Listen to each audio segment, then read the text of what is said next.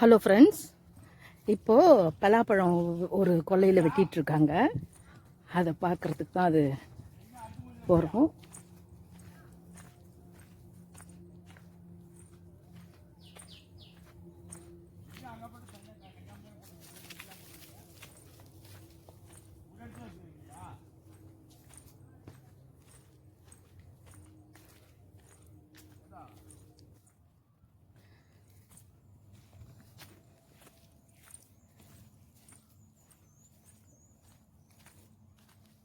பலாப்பழம் வெட்டி வச்சுருக்காங்க.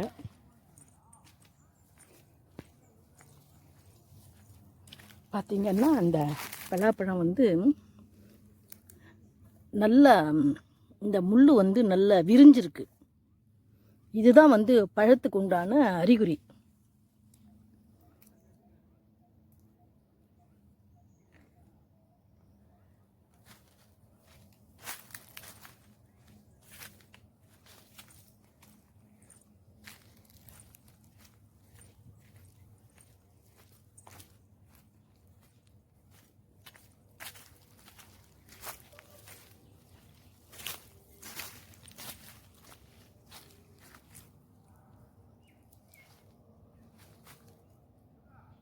வந்துட்டேன், நான் வந்துட்டேன்.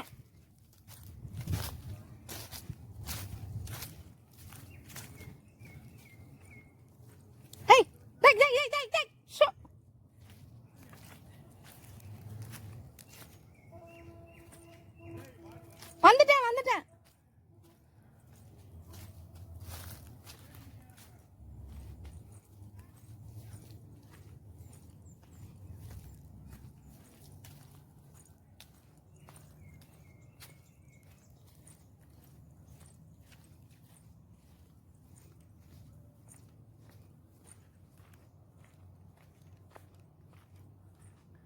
ஒரு பிஞ்சு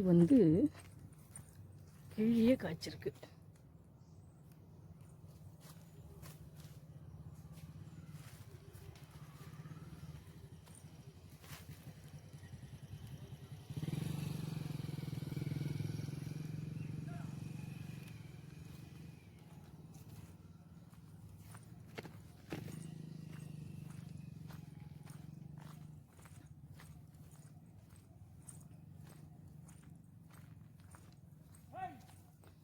வரேன்.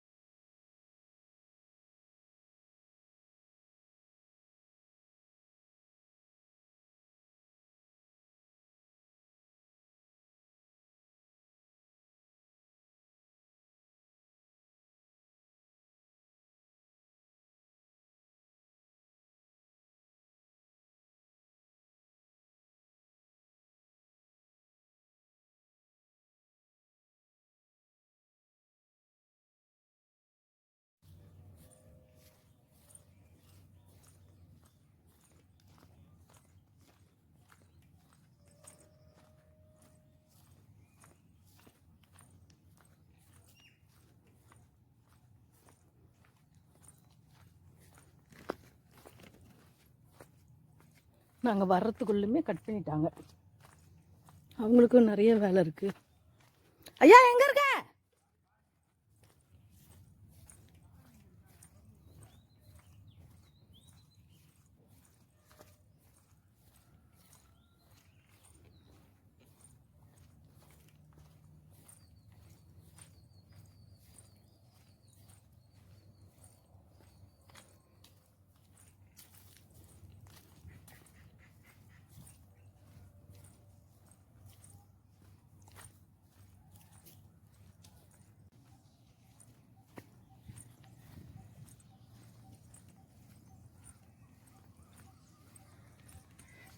ஹலோ ஃப்ரெண்ட்ஸ், இப்போ நம்ம பழம் பறிச்சிட்ருக்காங்க.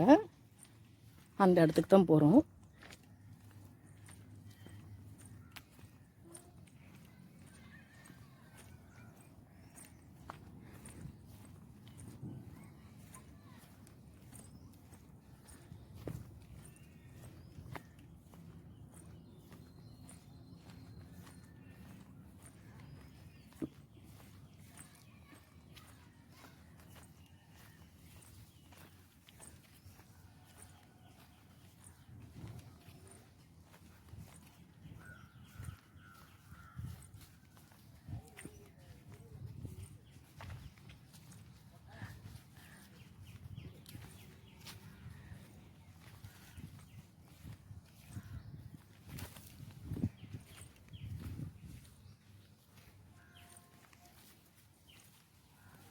வண்டி வழியாடா வேணா.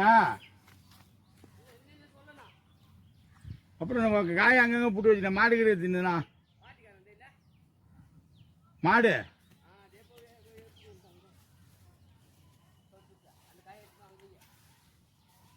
இங்கே உன் பையன் வந்தாங்க. ஆ ஆ ஐயோ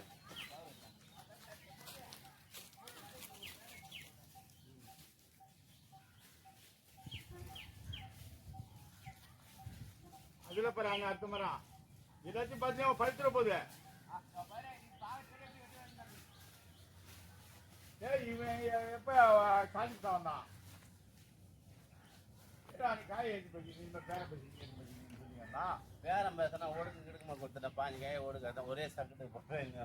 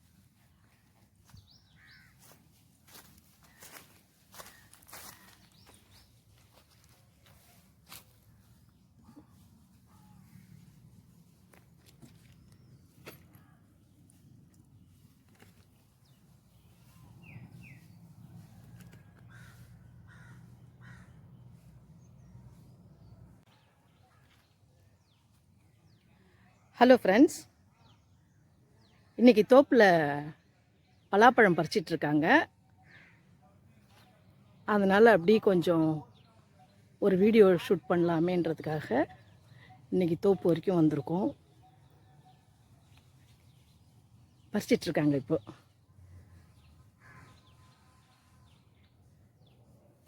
பார்த்திங்கன்னா பின்னாடி தெரியும்.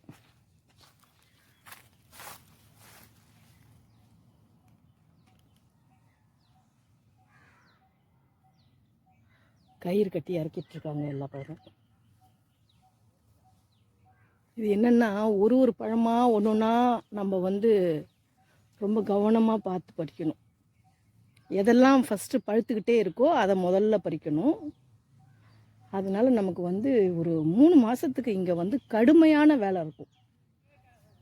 ஒரு ஒரு 4 நாள் 5 நாள் கேப்பில் வந்து பழம் பறிச்சிட்டே இருக்கணும். அதை வந்து மண்டிக்கு எடுத்துகிட்டு போயிடுவாங்க. இப்போ இதுக்கு மேலே தான் டெம்போ வர சொல்லணும். சராசரியாக காய் வந்து ஒரு 150லேருந்து ஒரு 300-350 வரைக்கும் சொல்லுவாங்க. இவங்க விற்கிறது வந்து கொஞ்சம் டிஸ்கவுண்ட் பண்ணி ஒரு 250 ரூபா 300 ரூபாய்க்கு கொடுப்பாங்க.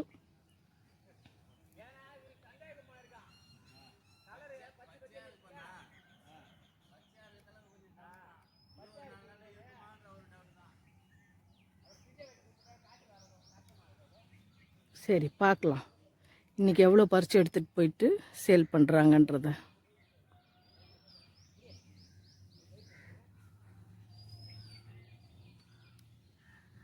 அந்த கயிறு கட்டி இறக்குறாங்க.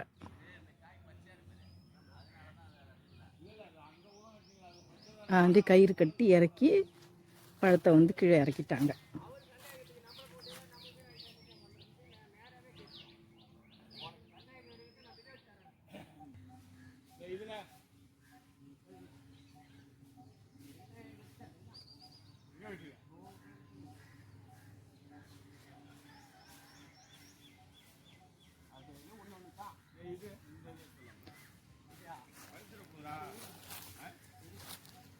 ஐயா, எவ்வளோ நாளைக்கு ஒரு இடைவெளியில் பறிக்கிறீங்க?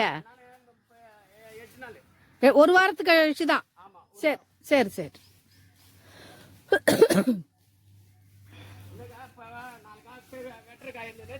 ஆ ஆ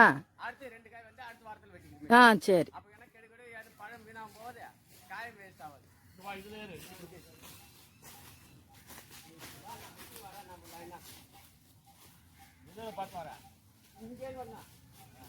இப்படி பறித்து பறித்து கலெக்ட் பண்ணி வச்சுடுவாங்க. இப்போ வண்டி எடுத்துகிட்டு வந்த பிறகு எல்லாத்தையும் ஒன்றா சேர்த்து வண்டியில் போட்டு விடுவாங்க. ஐயா, நம்ம வண்டி எடுத்துகிட்டு வரணுமா, வேற வண்டியா? ஆ சரி சரி சரி.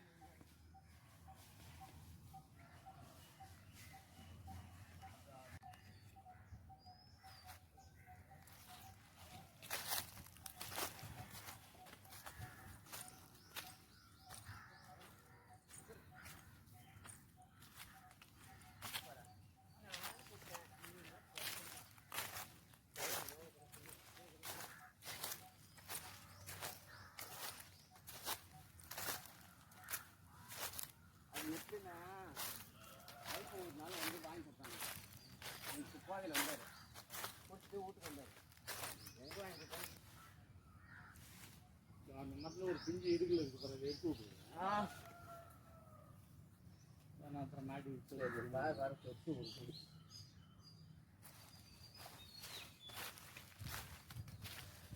யாரும் வந்தாங்க. இந்த காய்க்கெல்லாம் போட்டுருக்கேன். எதை பண்ணிதான் நீங்க பண்ணினாதான். நான் என்ன பண்றேன், நானும் கரெக்டா இருப்பேன். நான் முன்ன 2 காய்ச்சல் வெட்டினேன். வேற யாருலாம் இல்லை. பால் வடிது கீழே இறக்கி பார்க்கும். இறக்குனா தெரியும் எப்போ வெட்டினதுன்னு. 2-3 நாள் தான் ஆகும். இறக்கு வேணா திட்டுக்கா போடுவாங்க. யாரும் இல்லை. விடு. டைட் பண்ணுவீங்க. அங்க கூட நம்ம இடத்துல 2 காய் விழுந்து கிடந்தது இல்ல ஐயா, அது கூட லைட்டா வெட்டி தான் இருந்துச்சு.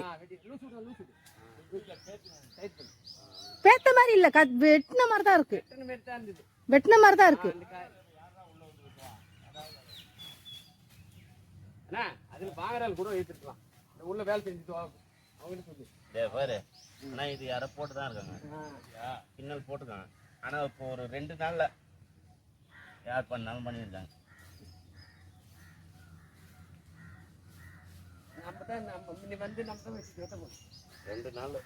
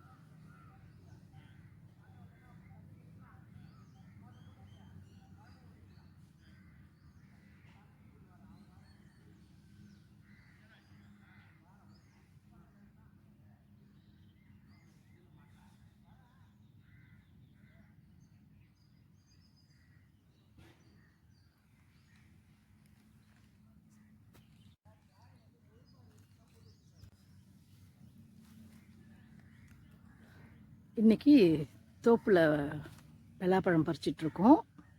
இப்போ எல்லாத்தையுமே கலெக்ட் பண்ணிகிட்ருக்காங்க. ஓரளவுக்கு வேலையை முடிச்சாச்சு.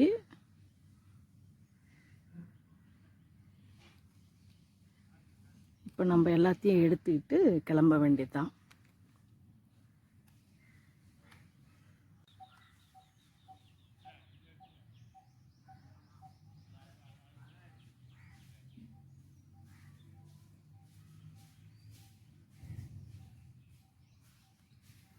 இது இப்போ மண்டிக்கு கொடுப்பீங்களா, யார்கிட்ட கொடுக்குறீங்க? நீங்களே எடுத்து வாங்கிக்கிறீங்களா?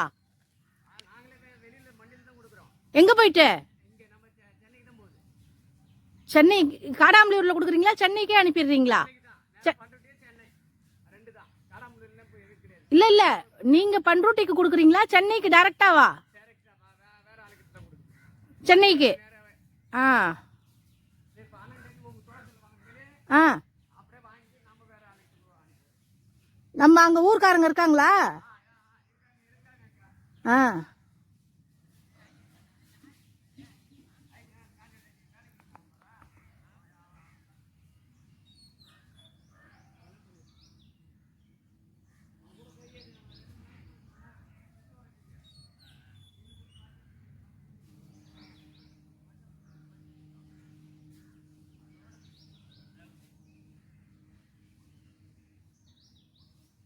இதெல்லாம் பழுக்கிறதுக்கு 3 நாள் 4 நாள் ஆகும்ல? கரெக்டா இருக்கும் அங்க போயிடுச்சுன்னா. ஒன்றும் வந்து உடனே சாப்பிட்ற மாதிரி பழுக்கலல்ல, நீங்க அப்பப்போ எடுத்துடுறீங்க. பறிச்சிட்டதுனால இல்லை, வீட்டுக்கு சாப்பிட்றதுக்கே பழம் இல்லை. இப்போ அது என்னன்னா, மரத்திலே பழுத்ததுன்னா உங்களுக்கு ரொம்ப டேஸ்டா இருக்கும். டேஸ்ட் கம்மியாகும். கம்மியாயிடுவா? ஆமாம், ஏன்னா நீர் பூரா ஏறுதுல்ல. ஆ, இது இப்போ அரைச்சி வச்சு கட் பண்ணா நல்லா இருக்கும். அப்படியா? ரொம்ப சல்படிக்கும். ஆ,